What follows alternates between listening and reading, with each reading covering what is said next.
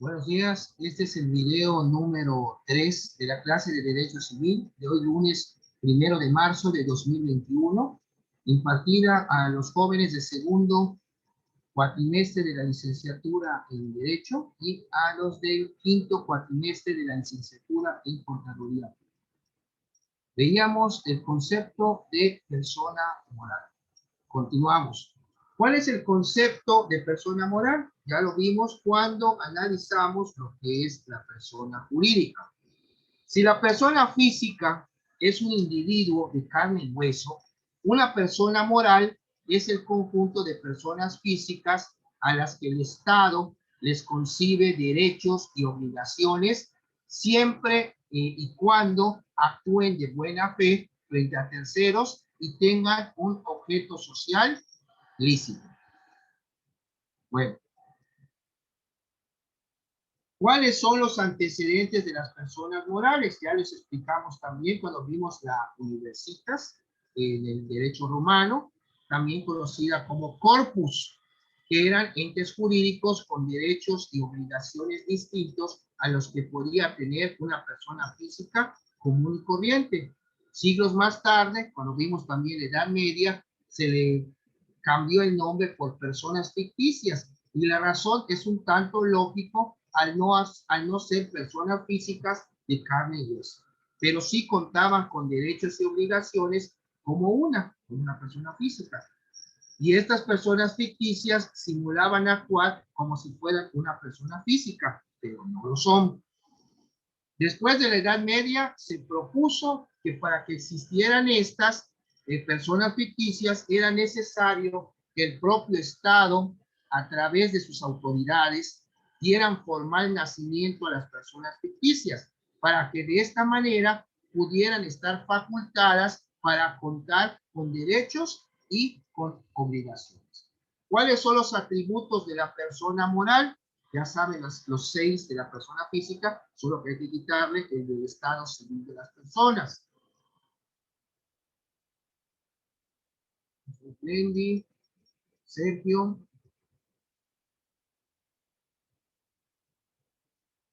Si no hay nadie más. Perfecto.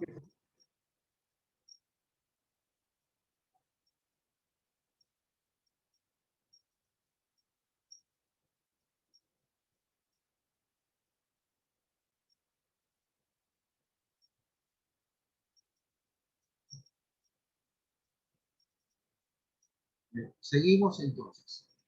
¿Cuáles son los atributos de la persona moral?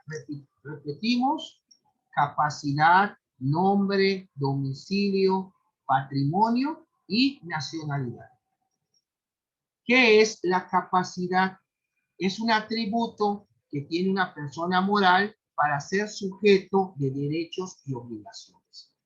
Recuerda que existe la capacidad de goce y la capacidad de ejercicio, mientras que la primera es la facultad de ser titular de tus derechos.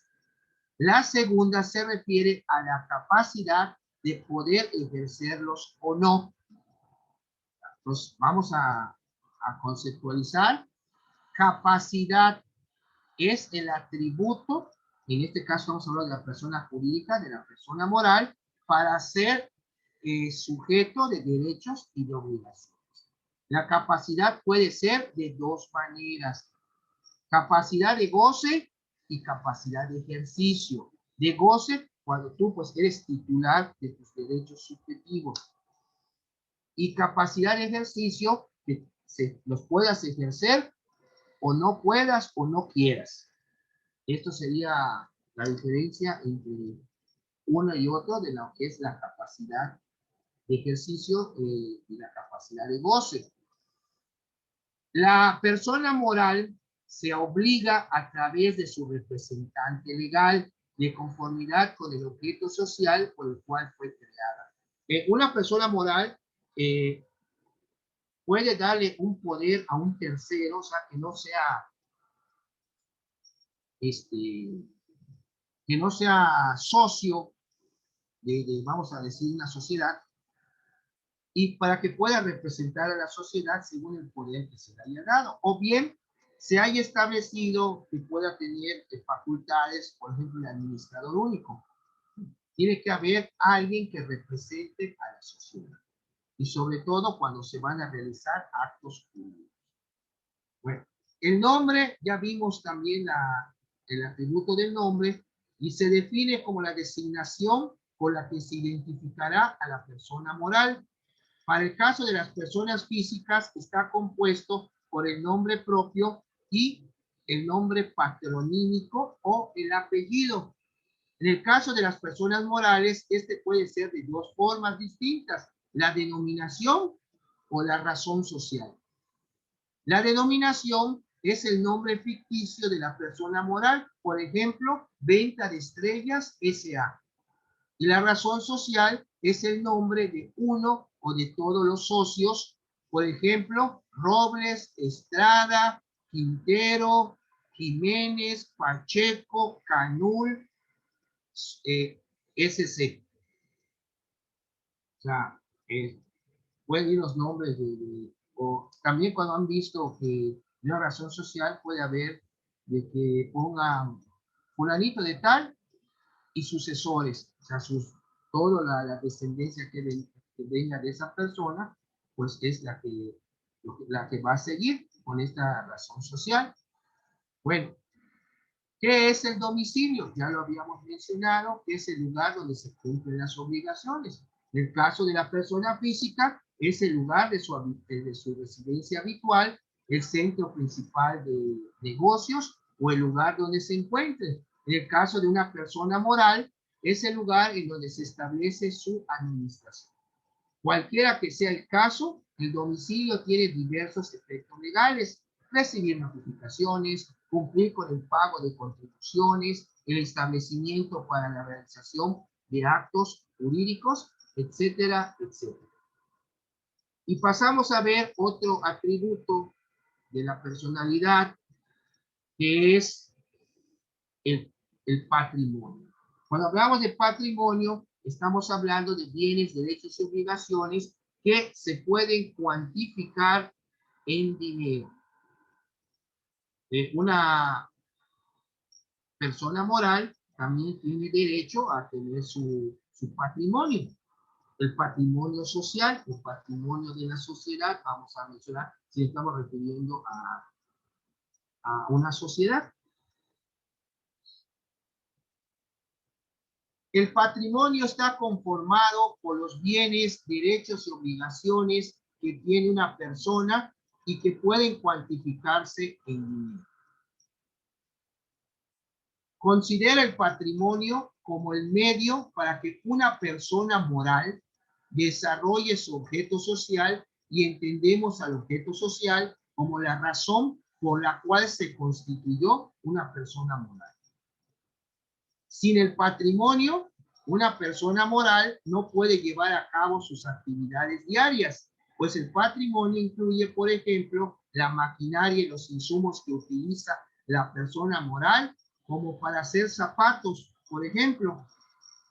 Y que la nacionalidad consiste en el territorio donde nació una persona moral, pues dependiendo del mismo es donde tendrán que pagar contribuciones, o sea, impuestos, y cumplir obligaciones que se le impongan en este país. Una persona moral que se constituye en México deberá obligarse a lo dispuesto por las leyes mexicanas, establecer su domicilio en territorio nacional, pagar sus contribuciones en México, entre otras cosas. Estos son la figura de la nacionalidad. Ya en la unidad 16 retomamos el atributo del nombre desde el punto de vista jurídico. El nombre es un atributo de la personalidad, el modo de individualizar a una persona dentro de una comunidad determinada para el ejercicio de sus derechos. En las personas naturales, el nombre es uno de los derechos fundamentales desde el nacimiento y se integra al sujeto de derecho durante toda su existencia y continúa incluso hasta después de su muerte. El nombre en las personas naturales. El nombre de las personas naturales comprende el nombre propio, también conocido como nombre de pila. Es el que se coloca o se le impone a la persona que se inscribe en el registro civil, en la oficina del registro civil, y sirve para distinguirlo o distinguirla jurídicamente de los restantes hijos de los mismos padres. A esto llamamos lo que es la individualización. Se le denominó así de nombre de pila, ya que antiguamente era el nombre que se atribuía al momento de realizar el sacramento católico del bautismo, que se realizaba precisamente en una pila bautismal. El nombre patronímico o el apellido es el nombre de la familia que distingue a la persona del resto de los integrantes de la sociedad con diversos formatos según sean las culturas. Por ejemplo, en Colombia, perdón, ¿alguien iba a preguntar algo? O si estornudó, pues salud, ¿no? La elección del orden de los apellidos en Colombia depende del acuerdo que exista entre los padres del menor o el recién nacido, aunque existen algunas normas que limitan estas elecciones. En otros lugares, por ejemplo, como en Suiza, la elección del apellido se deja al libre arbitrio de los padres o de aquellas personas que tienen potestad para imponerlo, como es el caso de los abuelos, aunque también establecen reglas especiales que predeterminan el apellido de la persona. ¿Y qué pasa en el caso de las personas jurídicas? El nombre de las personas jurídicas queda definido en el acta o escritura de constitución de la misma. Así, en las sociedades civiles y comerciales, el nombre se le llama razón social. ¿Cuáles son las funciones del nombre? Ya lo vimos también hace un momento. Y también las garantías que tiene, que te da el nombre. Bueno, el nombre también es un atributo que es imprescriptible. El derecho al nombre y el derecho de ejercer su defensa no decaen con el tiempo, al contrario de otros derechos que a su vez, que no son ejercidos temporalmente, dejan de poder ser reclamados o nombre permanece al infinito. El nombre también está la característica de la intransmisibilidad o bien la irrenunciabilidad.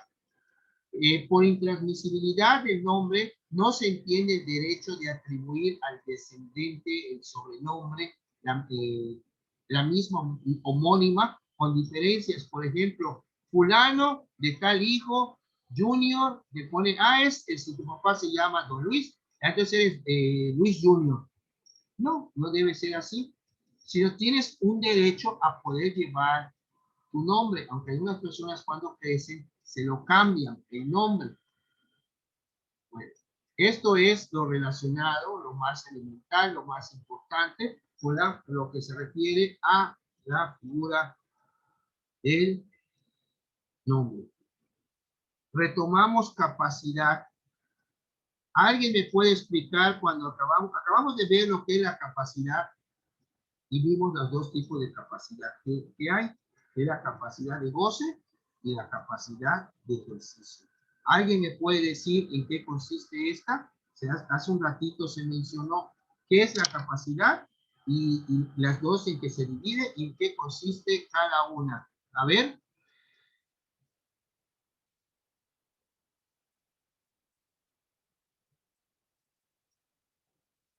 ¿Alguno de ustedes, quién dice yo?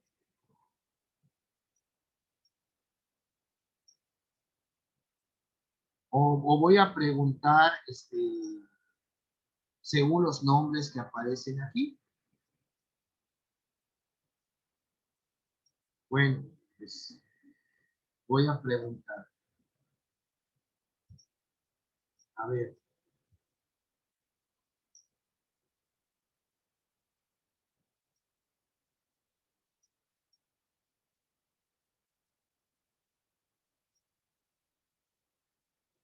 Keila, ¿nos puede dar la respuesta, por favor?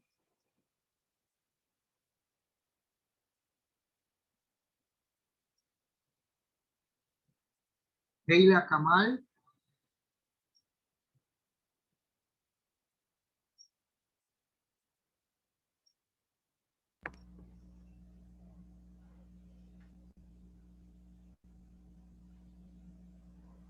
Yo, Profe, profesor. creo Ah, bueno. que la capacidad de goce es la facultad que tiene una persona para adquirir derechos o obligaciones Muy bien. para llevar a cabo, pues, alguna obra o algún ejercicio. Ok. Estamos hablando de la capacidad de goce y la Sí, capacidad de ejercicio. es así.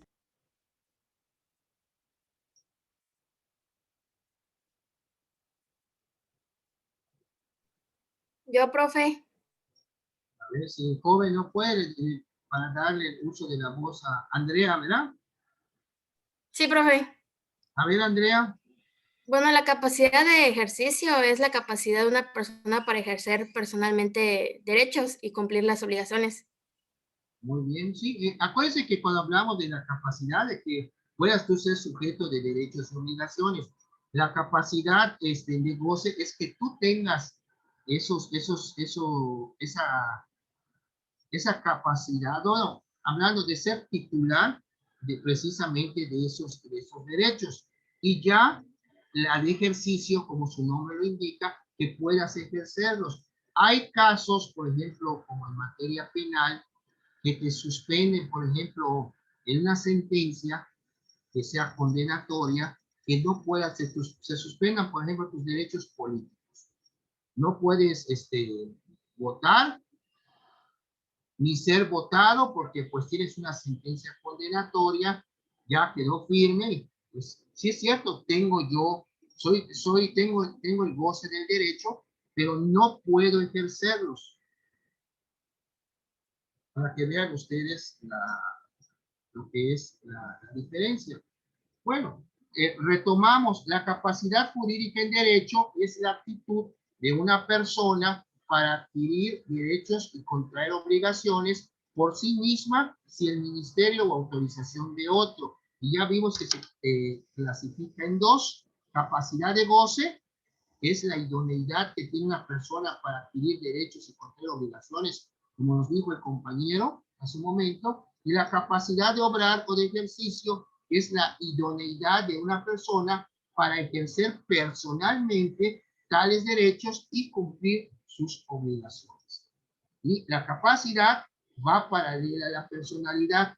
Se debe tener necesariamente, o sea, ser persona para poder tener la capacidad. Por eso algunos jurisconsultos han confundido los términos, que sin embargo son diferentes. Lo mismo se aplica para la diferenciación entre capacidad de goce y de ejercicio, ya que de hecho puede tenerse capacidad de goce, más no de ejercicio, como les acabo de mencionar, el caso de una sentencia donde los condenan. Y la imposibilidad de ejercer o gozar de la capacidad de obrar se le conoce como incapacidad. En la legislación mexicana, toda persona tiene, por el simple hecho de existir, capacidad jurídica o de goce, por el simple hecho de existir. Esta capacidad se adquiere en el momento del nacimiento y se pierde al morir. Sin embargo, el Código Civil Federal establece que desde el momento en que el individuo es concebido, se le tiene por nacido y está bajo la protección de las leyes de dicho código. Vean ustedes, desde la persona que todavía no ha nacido, también está protegido por la ley. Vean, no se vayan lejos, vean que está penalizado el aborto. El aborto todavía no nace, pero sin embargo, como dice el código, el aborto es la muerte del producto en cualquier momento de la preñación. O sea, estamos hablando de la muerte del producto desde que se concibió, ya hay un producto durante los 9 meses previos al nacimiento, en cualquier momento de la preñación. Porque si nace la criatura y, y vamos a poner, y la matan, la privan de la vida, pues entonces ya no sería aborto, ya sería homicidio, sería infanticidio, que ya es un menor, es un infante, y es infanticidio, ya después de pasado cierto tiempo se vuelve homicidio si se permite, según vaya la persona creciendo. Hay sus términos para considerar aborto, infanticidio, homicidio. Bueno, para obtener la capacidad de ejercicio deben de cumplirse ciertos requisitos que la ley señala. En el caso de México se necesita tener 18 años cumplidos, es decir, ser mayor de edad para ejercer la capacidad. Existe también lo que es la figura de la emancipación, que permite que un menor pueda adquirir un grado de capacidad de ejercicio casi idéntica a la de un adulto, excepto que no puede casarse sin consentimiento de su actual tutor legal. Esa dispensa que hacían de que el menor se podía casar siempre y cuando los papás dieran permiso, eso ya se derogó desde el 2014 en nuestro Código Civil. Ahora, para casarse, mayoría de edad. Bueno, esto es... y lo último, en la unidad 18, que habla del domicilio, ya habíamos visto que por definición, domicilio es la circunscripción territorial donde se asienta una persona. A partir de esta definición, también se entiende como domicilio o a domicilio a todo tipo de servicio que es prestado en el lugar de residencia de una persona. Y no propiamente aquí les puse unos ejemplos de lo que es a domicilio, pero no es propiamente, tú puedes estar en casa de un amigo, no es tu domicilio, y digas, bueno, yo te voy a invitar a la pizza, voy a pedir un servicio a domicilio. Bueno, te voy a traer para el domicilio de tu amigo, no propiamente a ti. Tú puedes tener una oficina y estar trabajando, y oiga, quiero solicitar un servicio a domicilio. O sea, se entendería que te llevan el servicio a donde tú estés y no propiamente tu domicilio, como señala acá, que es en el lugar de residencia de una persona. Sí puede ser que te lo lleven en tu casa, donde tú vives normalmente, pero puedes estar en una oficina donde tú ahí no vives, solo es tu lugar de trabajo, pero bueno, podríamos entender, entonces ese servicio, si bien te lo pueden llevar a tu domicilio, te lo pueden llevar a otro domicilio que no es normalmente donde tú vives. Por eso podríamos hacer una excepción a esta definición. Y están los ejemplos del uso de este término, como están los casos de marcas como Domino's, Pizza Hut, Burger King, McDonald's, etc. Bueno, y así vamos concluyendo lo que es nuestra clase de hoy con el domicilio. También están las clases de domicilio, que es el voluntario o el real.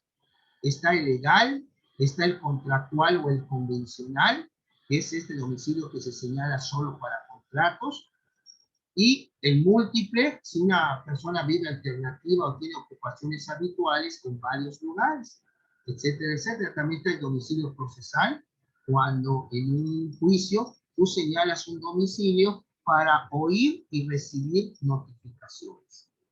O sea, tú ahí vas a recibir todas las notificaciones que vengan del juzgado de tu asunto que estás llevando ahí. Bueno, pues concluimos con esta clase, jóvenes. Si hay alguna pregunta, con toda confianza. Hay 23 participantes en la clase de hoy. Respecto al tema, respecto al examen, ya está en plataforma. No se les olvide checar su asistencia.